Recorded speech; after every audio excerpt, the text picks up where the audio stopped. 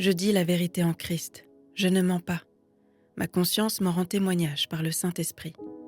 J'éprouve une grande tristesse et j'ai dans le cœur un chagrin continuel. Oui, je voudrais être moi-même maudit et séparé de Christ pour mes frères, mes propres compatriotes, les Israélites. C'est à eux qu'appartiennent l'adoption, la gloire, les alliances, la loi, le culte, les promesses et les patriarches. C'est d'eux que le Christ est issu dans son humanité. Lui qui est au-dessus de tout, Dieu béni éternellement. Amen.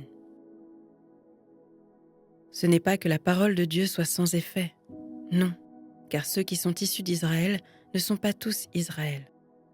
Et bien qu'étant de la descendance d'Abraham, ils ne sont pas tous ses enfants. Au contraire, il est dit « C'est par Isaac qu'une descendance te sera assurée ». Cela signifie que ce ne sont pas les descendants simplement biologiques qui sont enfants de Dieu, mais que ce sont les enfants de la promesse qui sont considérés comme sa descendance. La parole que voici était en fait une promesse. Je reviendrai à la même époque, et Sarah aura un fils. De plus, tel a aussi été le cas pour Rebecca, qui a eu des enfants d'un seul homme, notre ancêtre Isaac.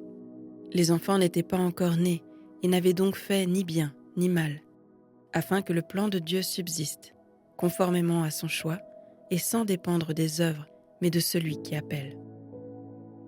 Quand il a été dit à Rebecca, « L'aîné sera asservi au plus jeune », de même, il est écrit, « J'ai aimé Jacob, et j'ai détesté Ésaü ». Que dirons-nous donc ? Dieu serait-il injuste ? Certainement pas. En effet, il dit à Moïse, « Je ferai grâce à qui je veux faire grâce, et j'aurai compassion de qui je veux avoir compassion. » Ainsi donc, cela ne dépend ni de la volonté, ni des efforts de l'homme, mais de Dieu qui fait grâce. L'Écriture dit en effet au Pharaon, « Voilà pourquoi je t'ai suscité, c'est pour montrer en toi ma puissance, et afin que mon nom soit proclamé sur toute la terre. » Ainsi, Dieu fait grâce à qui il veut, et il endurcit qui il veut. Tu me diras, pourquoi fait-il donc encore des reproches ? Qui peut en effet résister à sa volonté ? Mais toi, homme, qui es-tu pour entrer en contestation avec Dieu ? L'objet dira-t-il à celui qui l'a façonné, « Pourquoi m'as-tu fait ainsi ?» Le potier n'est-il pas le maître de l'argile pour faire avec la même pâte un ustensile d'un usage noble et un ustensile d'un usage méprisable ? Que dire si Dieu, voulant montrer sa colère et faire connaître sa puissance, a supporté avec une grande patience des vases de colère tout prêts pour la perdition ? Et que dire s'il a voulu faire connaître la richesse de sa gloire envers des vases de compassion qu'il a d'avance préparés pour la gloire ? Ainsi, il nous a appelés non seulement d'entre les Juifs, mais encore d'entre les non-Juifs. C'est aussi ce qu'il dit dans le livre d'Osée. « J'appellerai mon peuple, celui qui n'était pas mon peuple, et bien-aimé, celle qui n'était pas la bien-aimée. » Et là où on leur disait « Vous n'êtes pas mon peuple », ils seront appelés fils du Dieu vivant. Ésaïe, de son côté, s'écrie au sujet d'Israël. Même les Israélites, de par leur nombre, étaient pareils au sable de la mer. Un reste seulement sera sauvé. En effet, le Seigneur accomplira pleinement et rapidement sa parole, avec justice. En effet, le Seigneur accomplira rapidement sa parole sur la terre. Et comme Ésaïe l'avait prédit, si le Seigneur de l'univers ne nous avait pas laissé une descendance, nous serions devenus comme Sodome. Nous aurions été semblables à Gomorrhe. Que dirons-nous donc ? Des non-juifs qui ne recherchaient pas la justice ont obtenu la justice, celle qui vient de la foi. Tandis qu'Israël, qui cherchait une loi de justice, n'est pas parvenu à cette loi. Pourquoi ? Parce qu'Israël l'a cherchée non par la foi, mais par les œuvres de la loi. Ils se sont heurtés à la pierre qui fait obstacle, comme il est écrit « Je mets dans Sion une pierre qui fait obstacle, un rocher propre à faire trébucher. Mais celui qui croit en lui ne sera pas couvert de honte. » Frères et sœurs, le vœu de mon cœur et ma prière à Dieu pour les Israélites, c'est qu'ils soient sauvés. En effet, je leur rends ce témoignage. Ils ont du zèle pour Dieu, mais pas conformément à la vraie connaissance. Ils ignorent la justice de Dieu et cherchent à établir la leur propre. Ils ne se sont pas soumis à la justice de Dieu. Car Christ et la fin de la loi pour que tous ceux qui croient reçoivent la justice. En effet, Moïse décrit ainsi la justice qui vient de la loi. L'homme qui mettra ces prescriptions en pratique vivra par elles. Mais voici comment parle la justice qui vient de la foi. Ne dis pas dans ton cœur « Qui montera au ciel ?» Ce serait en faire descendre Christ. Ou « Qui descendra dans l'abîme ?» Ce serait faire remonter Christ de chez les morts. Que dit-elle donc ? La parole est tout près de toi, dans ta bouche et dans ton cœur. Or, cette parole est celle de la foi que nous prêchons. Si tu reconnais publiquement de ta bouche que Jésus est le Seigneur, et si tu crois dans ton cœur que Dieu l'a ressuscité, tu seras sauvé. En effet, c'est avec le cœur que l'on croit et parvient à la justice. Et c'est avec la bouche que l'on affirme une conviction et parvient au salut, comme le dit l'Écriture. Celui qui croit en lui ne sera pas couvert de honte. Ainsi, il n'y a aucune différence entre le juif et le non-juif, puisqu'ils ont tous le même Seigneur, qui se montre généreux pour tous ceux qui font appel à lui. En effet, toute personne qui fera appel au nom du Seigneur sera sauvée. Mais comment donc feront-ils appel à celui en qui ils n'ont pas cru ? Et comment croiront-ils en celui dont ils n'ont pas entendu parler ? Et comment entendront-ils parler de lui si personne ne l'annonce ? Et comment l'annoncera-t-on si personne n'est envoyé ? Comme il est écrit, qu'ils sont beaux les pieds de ceux qui annoncent la paix, de ceux qui annoncent de bonnes nouvelles. Mais tous n'ont pas obéi à la bonne nouvelle. En effet, Ésaïe dit « Seigneur, qui a cru à notre prédication ?» Ainsi, la foi vient de ce qu'on entend, et ce qu'on entend vient de la parole de Dieu. Je demande alors, n'auraient-ils pas entendu ? Au contraire, leur voix est allée par toute la terre, et leur discours jusqu'aux extrémités du monde. Je demande encore, Israël n'aurait-il pas compris ? Moïse, le premier, dit « Je provoquerai votre jalousie par ceux qui ne sont pas une nation. Je provoquerai votre irritation par une nation sans intelligence. » Quant à Ésaïe, il pousse la hardiesse jusqu'à déclarer « Je me suis laissé trouver par ceux qui ne me cherchaient pas. Je me suis révélé à ceux qui ne me demandaient rien. » Mais au sujet d'Israël, il dit « À longueur de journée, j'ai tendu mes mains vers un peuple désobéissant et rebelle. » Je demande donc, Dieu aurait-il rejeté son peuple ? Certainement pas. En effet, je suis moi-même israélite, de la descendance d'Abraham, de la tribu de Benjamin. Dieu n'a pas rejeté son peuple qu'il a connu d'avance. Ne savez-vous pas ce que l'Écriture rapporte au sujet d'Élie ? Quand le prophète adresse à Dieu cette plainte contre Israël. « Seigneur, ils ont tué les prophètes. Seigneur, ils ont tué tes prophètes. Ils ont démoli tes autels. Moi seul, je suis resté. Et ils cherchent à m'enlever la vie ? » Mais quelle réponse Dieu lui donne-t-il ? Je me suis réservé 7000 hommes qui n'ont pas plié les genoux devant Baal. De même, dans le temps présent aussi, il y a un reste conformément à l'élection de la grâce. Or, si c'est par grâce, ce n'est plus par les œuvres. Autrement, la grâce n'est plus une grâce. Et si c'est par les œuvres, ce n'est plus une grâce. Autrement, l'œuvre n'est plus une œuvre. Qu'en est-il donc ? Ce qu'Israël recherche, il ne l'a pas obtenu. Mais ceux qui ont été choisis l'ont obtenu, et les autres ont été endurcis, comme il est écrit. Dieu leur a donné un esprit de torpeur, des yeux pour ne pas voir, et des oreilles pour ne pas entendre, jusqu'à aujourd'hui. David aussi dit « Que leur table soit pour eux un piège, un filet, un obstacle et un moyen de punition. Que leurs yeux soient obscurcis pour ne pas voir. Fais-leur courber constamment le dos. » Je demande donc, serait-ce pour tomber que les Israélites ont trébuché ? Certainement pas. Mais grâce à leurs faux pas, les non-juifs ont eu accès au salut afin de provoquer leur jalousie. Or, si leur faux pas a fait la richesse du monde et leur déchéance la richesse des non-juifs, cela sera d'autant plus le cas avec leur complet rétablissement. Je vous le dis, à vous qui êtes d'origine non-juive, en tant qu'apôtre des non-juifs, je me montre fier de mon ministère, afin, si possible, de provoquer la jalousie de mon peuple et d'en sauver quelques-uns. En effet, si leur mise à l'écart a entraîné la réconciliation du monde, que produira leur réintégration sinon le passage de la mort à la vie. Or, si la première part de pain est sainte, tout le pain l'est aussi. Et si la racine est sainte, les branches le sont aussi. Mais si quelques-unes des branches ont été coupées, et si toi, qui étais un olivier sauvage, tu as été greffé parmi les branches restantes, et tu es devenu participant de la nature et de la sève de l'olivier, ne te vante pas aux dépens de ces branches. Si tu te vantes, sache que ce n'est pas toi qui portes la racine, mais que c'est la racine qui te porte. Tu diras alors, des branches ont été coupées, afin que moi, je sois greffé.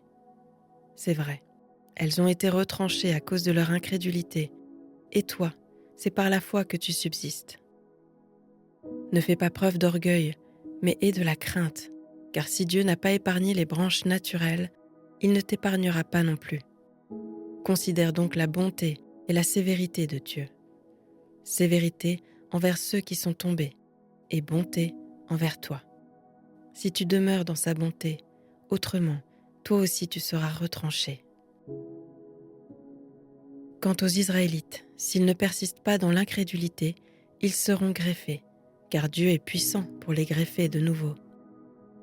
Si toi, tu as été coupé de l'olivier sauvage auquel tu appartenais par nature, et greffé contrairement à ta nature sur l'olivier cultivé, à plus forte raison, eux seront-ils greffés, conformément à leur nature, sur leur propre olivier. En effet, je ne veux pas, frères et sœurs, que vous ignoriez ce mystère, afin que vous ne vous preniez pas pour des sages. Une partie d'Israël est tombée dans l'endurcissement jusqu'à ce que l'ensemble des non-juifs soit entré. Et ainsi, tout Israël sera sauvé, comme le dit l'Écriture. Le libérateur viendra de Sion, et il écartera de Jacob les impiétés. Et telle sera mon alliance avec eux, lorsque j'enlèverai leurs péchés. En ce qui concerne l'Évangile, ils sont ennemis à cause de vous, mais en ce qui concerne l'élection, ils sont aimés à cause de leurs ancêtres. En effet, les dons et l'appel de Dieu sont irrévocables. De même que vous avez autrefois désobéi à Dieu et que vous avez maintenant obtenu grâce à cause de leur désobéissance, de même, ils ont maintenant désobéi afin d'obtenir eux aussi grâce à cause de la grâce qui vous a été faite. Car Dieu a enfermé tous les hommes dans la désobéissance pour faire grâce à tous. Quelle profondeur ont la richesse, la sagesse et la connaissance de Dieu! Que ses jugements sont insondables et ses voies impénétrables. En effet, qui a connu la pensée du Seigneur? Ou qui a été son conseiller? Qui lui a donné le premier pour être payé en retour? C'est de lui, par lui et pour lui que sont toutes choses. À lui la gloire dans tous les siècles. Amen.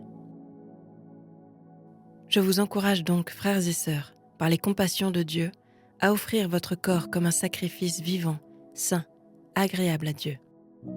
Ce sera de votre part un culte raisonnable.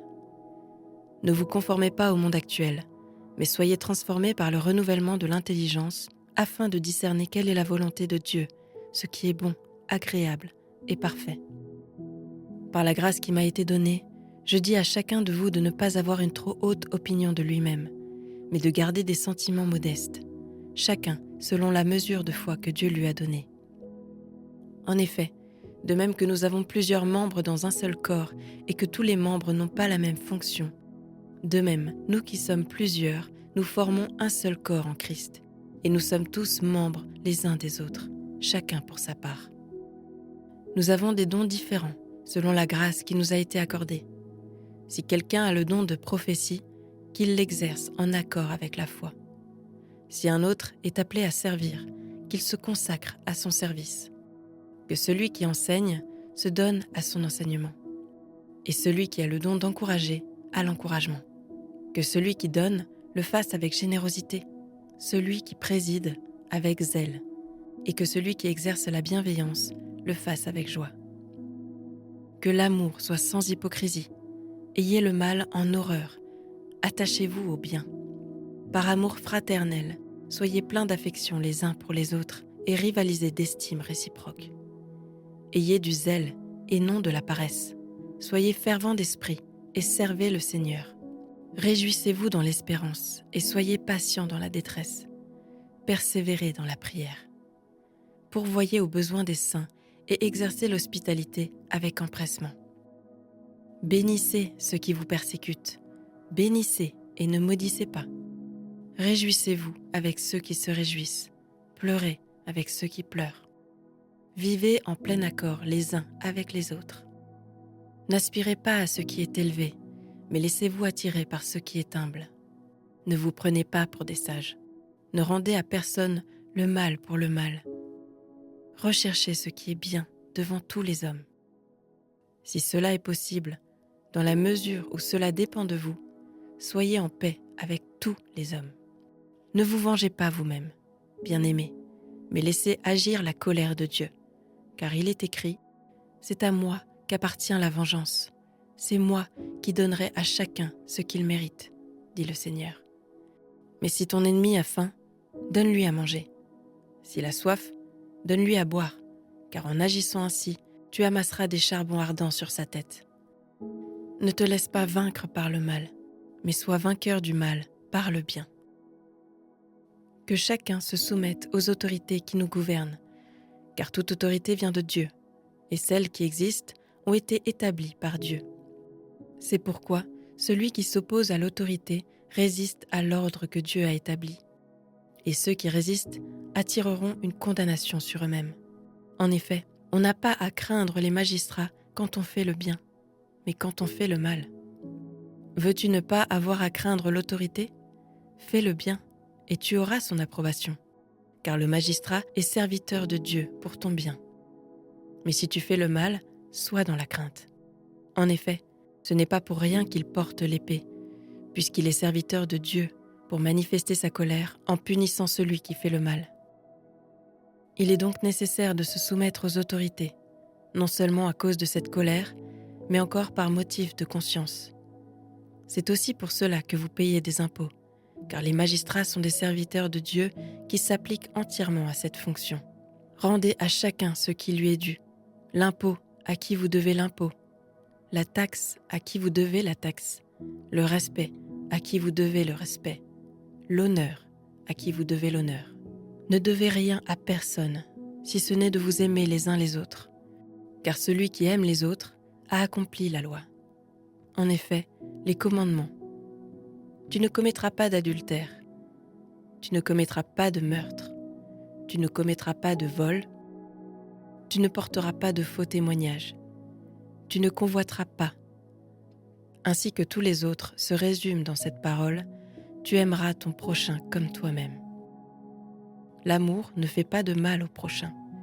L'amour est donc l'accomplissement de la loi. Cela est d'autant plus important que vous savez quel temps nous vivons. C'est l'heure de vous réveiller enfin du sommeil, car maintenant le salut est plus près de nous qu'au moment où nous avons cru.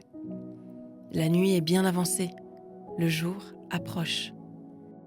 Débarrassons-nous donc des œuvres des ténèbres et revêtons les armes de la lumière. Conduisons-nous honnêtement, comme en plein jour, sans orgie, ni ivrognerie, sans immoralité, ni débauche, sans dispute, ni jalousie. Mais revêtez-vous du Seigneur Jésus-Christ et ne vous préoccupez pas de votre nature propre pour satisfaire ses convoitises. Accueillez celui qui est faible dans la foi, sans discuter ses opinions. L'un a la conviction de pouvoir manger de tout. L'autre, qui est faible dans la foi, ne mange que des légumes. Que celui qui mange de tout ne méprise pas celui qui ne le fait pas, et que celui qui ne mange pas de tout ne juge pas celui qui le fait. Car Dieu l'a accueilli. Qui es-tu pour juger le serviteur d'un autre ? Qu'il tienne bon ou qu'il tombe, cela regarde son Seigneur. Mais il tiendra bon, car Dieu a le pouvoir de l'affermir. L'un fait une différence entre les jours, un autre les estime tous égaux. Que chacun ait dans son esprit une pleine conviction. Celui qui fait une distinction entre les jours le fait pour le Seigneur, et celui qui ne fait pas de distinction le fait aussi pour le Seigneur. Celui qui mange de tout, c'est pour le Seigneur qu'il le fait, puisqu'il exprime sa reconnaissance à Dieu. Celui qui ne mange pas de tout le fait aussi pour le Seigneur, et il est reconnaissant envers Dieu. En effet, Aucun de nous ne vit pour lui-même, et aucun ne meurt pour lui-même. Si nous vivons, c'est pour le Seigneur que nous vivons. Et si nous mourons, c'est pour le Seigneur que nous mourons. Ainsi, soit que nous vivions, soit que nous mourions, nous appartenons au Seigneur. En effet, Christ est mort, et il est ressuscité. Il est revenu à la vie pour être le Seigneur des morts et des vivants. Mais toi, pourquoi juges-tu ton frère ? Ou toi, pourquoi méprises-tu ton frère ? Nous comparaîtrons tous, en effet, devant le tribunal de Christ. Car il est écrit « Je suis vivant, dit le Seigneur. Chacun pliera le genou devant moi, et toute langue rendra gloire à Dieu. » Ainsi donc, chacun de nous rendra compte à Dieu pour lui-même. Ne nous jugeons donc plus les uns les autres, mais veillez plutôt à ne pas placer d'obstacles ou de pièges devant votre frère. Je sais et je suis convaincu dans le Seigneur Jésus que rien n'est impur en soi. Mais si quelqu'un considère telle chose comme impure, alors elle est impure pour lui. Si ton frère est attristé à cause de ce que tu manges, tu ne marches plus selon l'amour. Ne cause pas, par ta nourriture, la perte de celui pour lequel Christ est mort. Que ce qui est bon pour vous ne devienne pas un sujet de calomnie.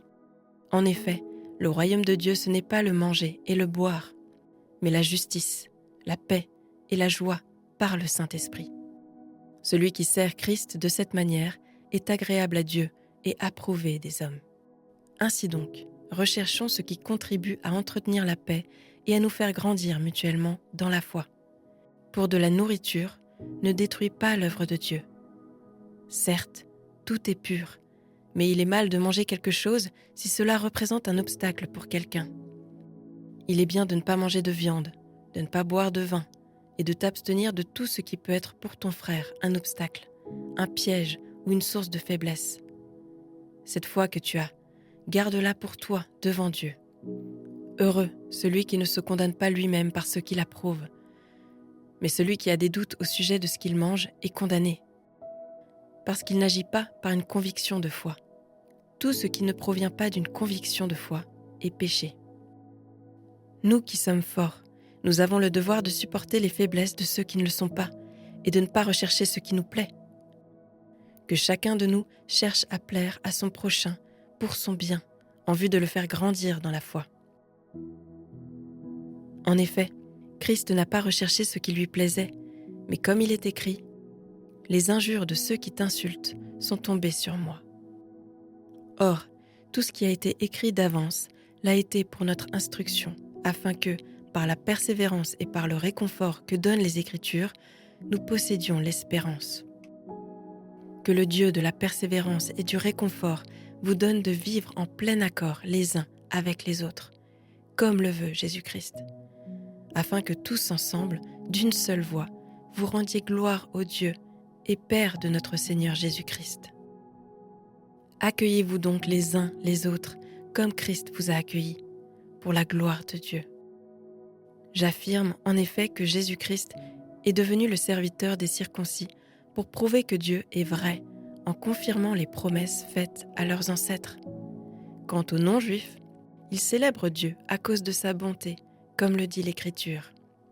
C'est pourquoi je te louerai parmi les nations, et je chanterai à la gloire de ton nom. Il est dit encore, « Nations, réjouissez-vous avec son peuple. » Et encore, « Louez le Seigneur, vous toutes les nations. Célébrez-le, vous tous les peuples. » Ésaïe dit aussi, « Il paraîtra, le rejeton d'Isaïe. Il se lèvera pour régner sur les nations. Les nations espéreront en lui. » Que le Dieu de l'espérance vous remplisse de toute joie et de toute paix dans la foi, pour que vous débordiez d'espérance par la puissance du Saint-Esprit. En ce qui vous concerne, mes frères et sœurs, je suis personnellement convaincu que vous êtes pleins de bonnes dispositions, remplis de toute connaissance et capables de vous avertir les uns les autres. Cependant, frères et sœurs, c'est avec une certaine audace que je vous ai écrit par endroits, comme pour réveiller vos souvenirs, et cela à cause de la grâce que Dieu m'a faite d'être serviteur de Jésus-Christ pour les non-juifs. Je m'acquitte ainsi du service sacré de la prédication de l'Évangile de Dieu, afin que les non-juifs soient une offrande agréable, devenue sainte par l'action de l'Esprit Saint. Je peux donc me montrer fière en Jésus-Christ de l'œuvre de Dieu. En effet, je n'oserais rien mentionner si Christ ne l'avait pas accompli par moi pour amener les non-juifs à l'obéissance par la parole et par les actes, par la puissance des signes et des prodiges et par la puissance de l'Esprit de Dieu. Ainsi, depuis Jérusalem et en rayonnant jusqu'en Illyrie, j'ai abondamment propagé l'évangile de Christ. Je me suis fait un point d'honneur d'annoncer l'évangile là où Christ n'avait pas été annoncé, afin de ne pas construire sur les fondations posées par un autre. Mais comme il est écrit, ceux à qui il n'avait pas été annoncé verront, et ceux qui n'en avaient pas entendu parler comprendront. C'est aussi ce qui m'a souvent empêché d'aller chez vous. Mais maintenant, comme je n'ai plus rien qui me retienne dans ces régions, et que, depuis bien des années, j'ai le vif désir de vous rendre visite, je le ferai quand je me rendrai en Espagne. J'espère en effet vous voir en passant et recevoir votre aide pour me rendre là-bas une fois que j'aurai satisfait, du moins en partie, mon désir d'être avec vous. Maintenant, je vais à Jérusalem pour servir les saints. En effet, les églises de la Macédoine et de l'Achaïe ont bien voulu organiser une collecte en faveur de ceux qui sont pauvres parmi les saints de Jérusalem.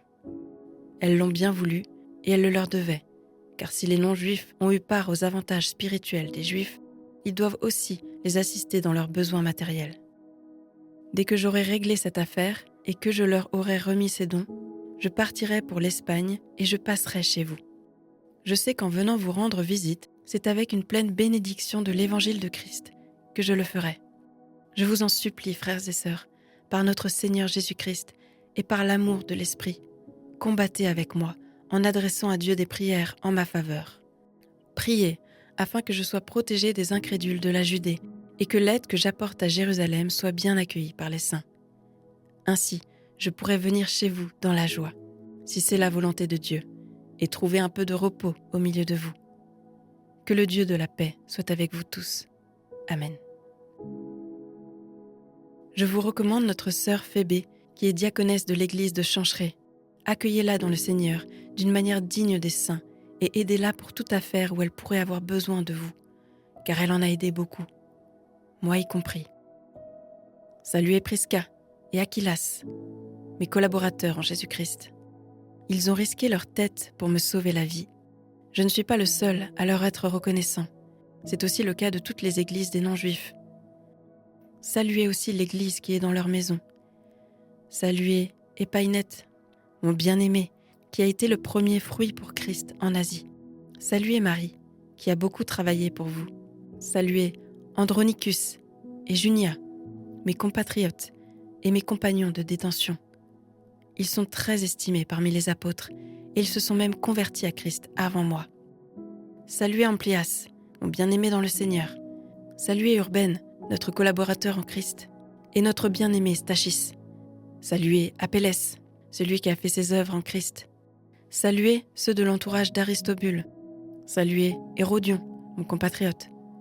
Saluez ceux de l'entourage de Narcisse, qui appartiennent au Seigneur. Saluez Tryphène et Tryphose, elles qui travaillent pour le Seigneur. Saluez la bien-aimée Perside, qui a beaucoup travaillé pour le Seigneur. Saluez Rufus, celui qui a été choisi dans le Seigneur, et sa mère, qui est aussi la mienne.